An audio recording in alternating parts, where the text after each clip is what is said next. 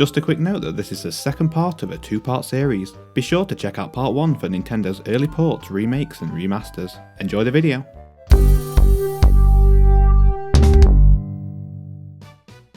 Following a prolific early history of ports, remakes and remasters, starting with NES ports of arcade titles and continuing across every subsequent generation until reaching a peak with the Game Boy Advance, it seemed like Nintendo had cemented the importance of ports and re-releases of their classic games as a core facet of their business, particularly with their handheld consoles.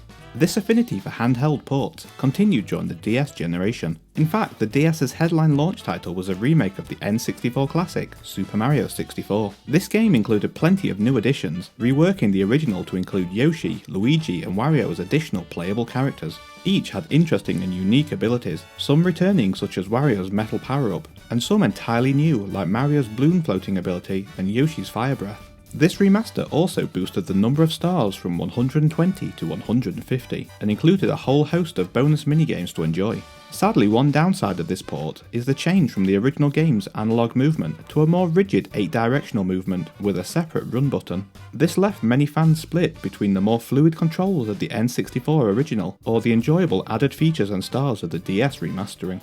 The DS also saw the return of Kirby Superstar, with 2008's now highly collectible remaster, Kirby Superstar Ultra. This title included all the modes from the Super Nintendo original, but also brought 4 new major game modes, alongside a further 3 new sub-games, giving fans a jam-packed title of Kirby goodness. We also saw the return of the N64 classic, Diddy Kong Racing. After developer Rare's heartbreaking move to Microsoft, many fans were happy to see the cult hits come back on the DS. Gone were the now Microsoft-owned characters Banjo and Conker, with Dixie and Tiny Kong taking their place on the character roster. But many, including myself, still enjoyed this early DS port, which brought back nostalgic feelings aplenty. Something we discussed at length in part 1 is the Pokemon series. Both remastered third versions and remakes of older entries were recurring trends for this hugely popular franchise. The DS is no exception to these trends, with 2008's Pokemon Platinum filling this remastered third version niche. This game once again included the solid foundation of the games from which it spawned, Pokemon Diamond and Pokemon Pearl, but built heavily upon these games. Platinum had the usual graphical upgrades and general gameplay improvements we'd come to expect from Pokemon remasters. Platinum also presented 5 new forms for Rotom, alongside new forms for the mythical Pokemon Shaymin and a new origin form for Platinum's box legendary, Giratina. Perhaps the most noteworthy additions in Platinum, though, are the story changes, which bring the player to the Distortion world. This area broke with the series' tradition, offering gravity-defying, fully 3D exploration. The postgame also saw changes similar to those seen in Pokemon Emerald, with the introduction of the Battle Frontier, featuring 5 new arenas packed with strong new trainers to test your skills against. Interestingly, Nintendo did break with series tradition for the follow-ups to 2011's Pokemon Black and White, with 2012's Pokemon Black 2 and White 2 being fully fledged sequels rather than simple remasterings. These games came complete with an entirely new story taking place 2 years after the conclusion of the original games, rather than being slightly altered retellings of the same story. Pokemon remakes arrived on the DS with 2009's Pokemon Heart Gold and Soul Silver, taking us back to the adventure we'd first seen on the Game Boy Color in Pokemon Gold and Silver. Following the remake precedent first seen with Pokemon Fire Red and Leaf Green, these titles remade the originals from the ground up to bring these classic entries in line with the DS games of the time. These titles also brought back the fan favourite feature, where Pokemon could follow the player around in the game world outside of battles. This feature was first seen in Pokemon Yellow, though this time all 493 Pokemon in the game could follow the player, not just Pikachu. The game also received slight tweaks to the story and gameplay of the originals, such as a more pronounced role for the Kimono Girls and a hugely expanded Mount Silver. These games went down well with fans of the series, being highly praised at the time and remaining many fans' favourite entries in the Pokemon franchise to this day. Nintendo weren't the only ones bringing their older games to the DS. Capcom also jumped on board, porting over the first 3 fantastic entries in the previously Japan-exclusive Ace Attorney series for the Game Boy Advance. These games found a cult following on the system and created an avid fanbase for the series in the West, which remains as active as ever. Finally for the DS, as on the Game Boy Color and Game Boy Advance before it, Nintendo released 2 Game & Watch collection titles. These are true collector's items, as the titles were exclusive to Club Nintendo and never saw a retail release. With the launch of the Nintendo Wii, we saw another strong showing for ports on the system. Perhaps the premier launch title for the system, beyond Wii Sports, was The Legend of Zelda Twilight Princess. This game, despite launching first on the Wii, was a GameCube game through and through, having initially been revealed for the GameCube at E3 2004. The game had a long development cycle on the GameCube, before a hasty retooling for the upcoming Wii, introducing motion controls to the experience. This trend of updating GameCube games to include motion control and widescreen support became a common theme in this era, with many games being ported over, including Mario Power Tennis, Pikmin 1 and 2, Donkey Kong Jungle Beat, and many more exclusively in Japan, including the underrated gem Chibi Robo and cult classics Metroid Prime 1 and 2. Perhaps the defining feature of the Wii generation with regard to ports was the advent of the Virtual Console, giving gamers a new way to download and play games from generations gone by. The service offered 385 complete titles originating from a wide array of consoles, including the NES, Super Nintendo, and N64, along with 5 further non-Nintendo consoles and even arcade ports. This proved a hugely lucrative endeavour for Nintendo, and the Virtual Console would continue into both the 3DS and Wii U generations. To coincide with Mario's 25th anniversary, Nintendo released a port of Super Mario All-Stars for the Wii, a port of a collection of remasters.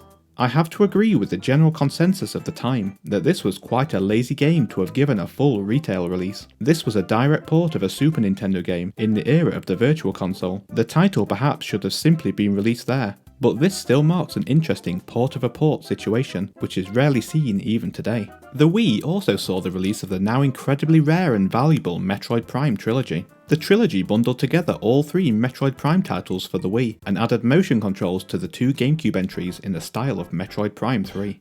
Finally, in America and Japan, the Wii's last hurrah came in the form of Kirby's Dream Land Collection, bundling together ports of 6 classic Kirby entries in their original forms, complete with a museum mode to celebrate the history of the Kirby franchise. Following the Wii days where ports and remasters seemed high on Nintendo's agenda, the release of the Wii U marked a shift in strategy with fewer ports. By my count, all but 4 of the first-party games for the system were original titles, something for which the Wii U perhaps doesn't get enough credit. Besides Virtual Console support, perhaps the most prominent continuation of the ports and remasters legacy on the Wii U came in the form of the 2 HD Zelda remasters, 2013's The Legend of Zelda Wind Waker HD and 2016's Twilight Princess HD. These releases primarily focused on graphics, with the major selling point of both being widescreen HD resolution, vastly improved textures, and more modern lighting, which all combined to greatly enhance the overall quality of the game's visuals. Both games also saw minor gameplay tweaks to improve the experience. Wind Waker HD received changes to the previously infamous Triforce Shard Hunt, alongside the inclusion of a new quick sail, allowing for faster traversal of the Great Sea. Twilight Princess HD, meanwhile, saw a reduction in the number of tiers of light required in Wolf Link segments, and the addition of an amiibo-exclusive Cave of Shadows challenge dungeon, allowing the player to take on 50 floors of enemies as Wolf Link, with only limited health items to help them. Somewhat interestingly, the release of Twilight Princess HD also marked the 3rd subsequent Nintendo home console to see an iteration of Twilight Princess.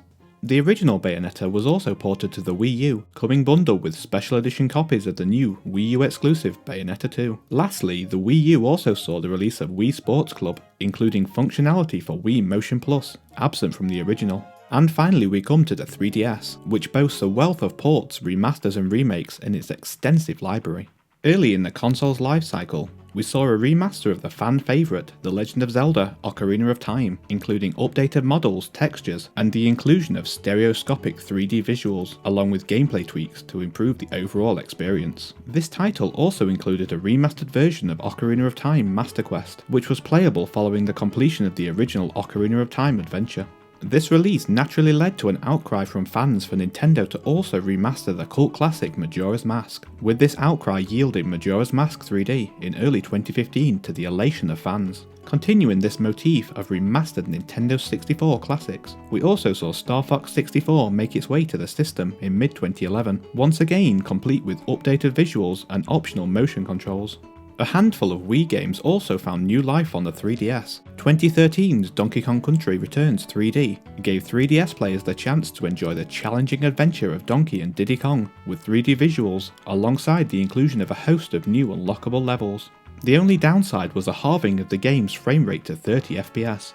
With the extra power we saw in the mid-cycle 3DS upgrade, the new 3DS, we even saw a port of the Wii cult classic Xenoblade Chronicles, a hugely ambitious port for the system, offering new fans the opportunity to enjoy this epic JRPG adventure.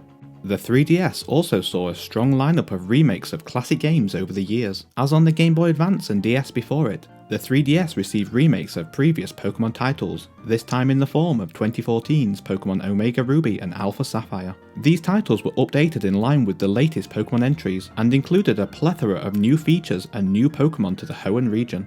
New primal forms were added for the cover legendaries Groudon and Kyogre, and Megastones were incorporated into the narrative following the precedent of Pokemon X and Pokemon Y. The post-game Battle Tower was replaced by the Battle Mason and Battle Resort, plus a brand new post-game quest, Delta Episode, was added, offering new challenges compared to the Game Boy Advance originals. 2017 saw the release of Pokemon Ultra Sun and Ultra Moon. These titles returned to the third game precedent, which had once been a mainstay of each generation, while pushing the new elements beyond the standard graphical upgrades and general gameplay improvements we'd come to expect from these mid-generation remasters. These games included a reworked story incorporating a new faction, the Ultra Recon Squad, into the tale, and placing a much heavier story emphasis upon the third legendary Pokemon of the games, Necrozma. New gameplay elements, such as the new Mantine Surfing minigame, were also introduced, providing a new way to traverse the 4 islands of Alola, alongside changes to the island trials, and even the inclusion of a new trial to claim Fairium Z.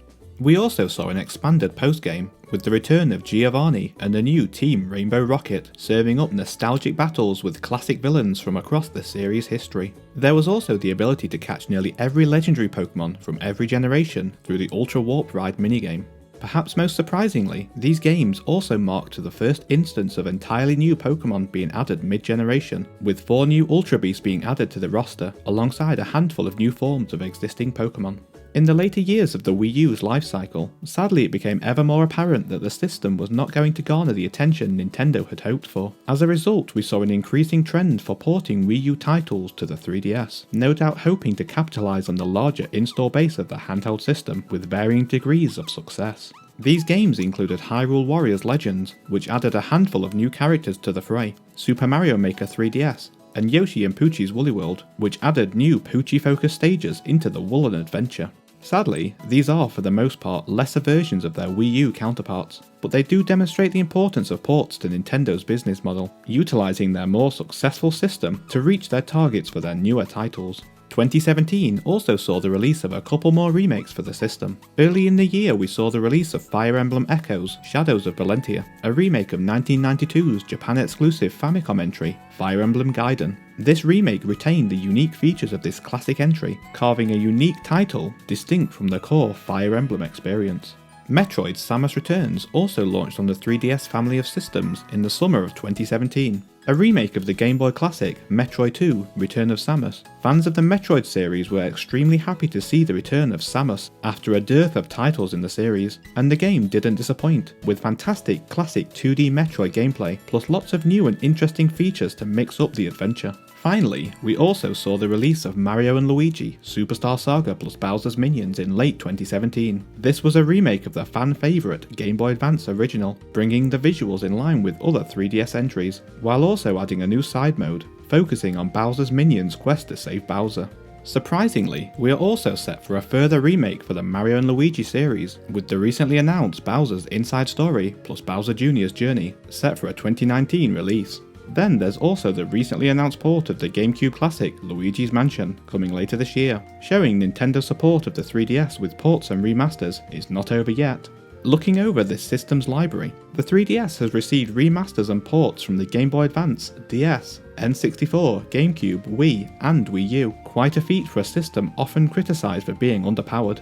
Following this tour through Nintendo's long history with ports, remasters and remakes, we can finally view the current situation on Switch with a much clearer perspective. This is not the doom and gloom scenario some perceive it to be. This is simply the continuation of a long established precedent. Time and again Nintendo have used ports to bolster a system's lineup, particularly at launch, using this as an opportunity to give a new audience a chance to experience fantastic games from previous generations. The majority of Nintendo's past systems have benefited from a heady selection of ported and remastered games, with the Game Boy Advance, 3DS and Wii leading the way in this regard. Perhaps the strangest omission for the Switch thus far is the absence of a virtual console service, but with Arcade Archives from Hamster bringing never before released ports of Nintendo arcade titles, it's clear that giving fans a way to download and play classic titles is still an important aim with the Switch, meaning some kind of virtual console type service is sure to come eventually.